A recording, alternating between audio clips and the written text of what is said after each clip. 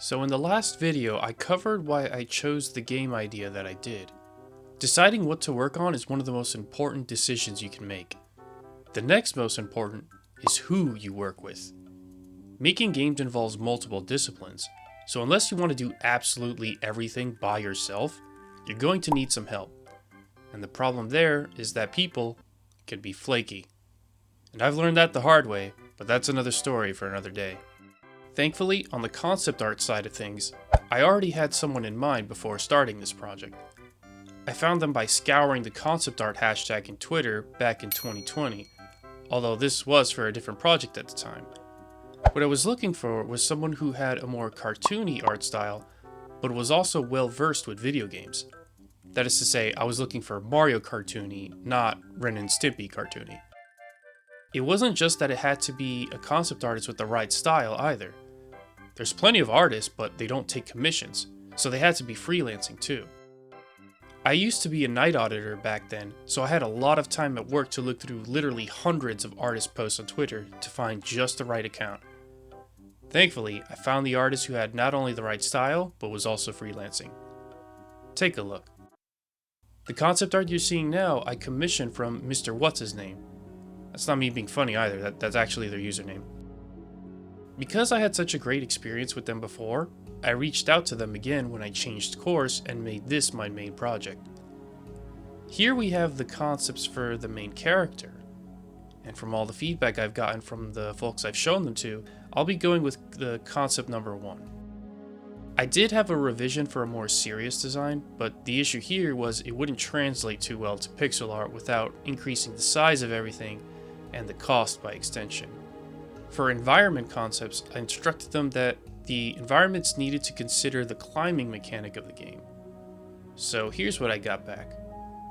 Pretty much all of these are good, and so I don't think I'll be commissioning anymore.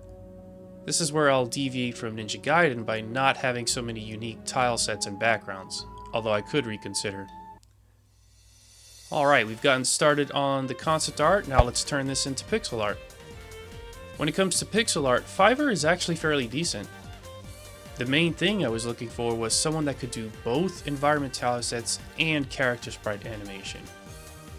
The reason is because when you have the pixel art handled by multiple people, you have to put more work into making sure that everything looks consistent. Fortunately, I found just the person. So here's how the environments look when translated to pixel art. And here's how the main character looks. There's an extra one in there, but they won't be in the final game. Credit to Axel Art. If you're wondering why I hired a concept artist and didn't just make the pixel artists do the design themselves, it's because from my experience, they often can't do both. Pixel art and concept art are two distinct skill sets, so it's better to put in the investment to a concept artist. The pixel artist will thank you for it when you already have a clear idea for what you need. The next thing some of you may be wondering is why I've put so much investment into the art of the game. One of the uncomfortable truths about making games is that the visuals matter. A lot. Gameplay isn't everything. A recent example is the positive reception to the unveiling of Super Mario Wonder. As of this recording, the game isn't out yet, but many people have been sold by the trailer. What I see more though, is how people compare it to the new Super Mario Bros. Series, saying how Nintendo finally made a new 2D Mario game that wasn't bland and boring. To me, this just shows how not just the average gamer, but even the more hardcore fans, other artists, and other professionals in the industry don't appreciate gameplay. The new Super Mario Bros. Series have some of the best 2D platformer level design out there, but people just can't get over the fact that you're in the same grass, desert, water, and castle levels. When you ask some people what levels they liked, very often they'll bring up the Van Gogh level in New Super Mario Bros. U. Literally a background that has nothing to do with gameplay.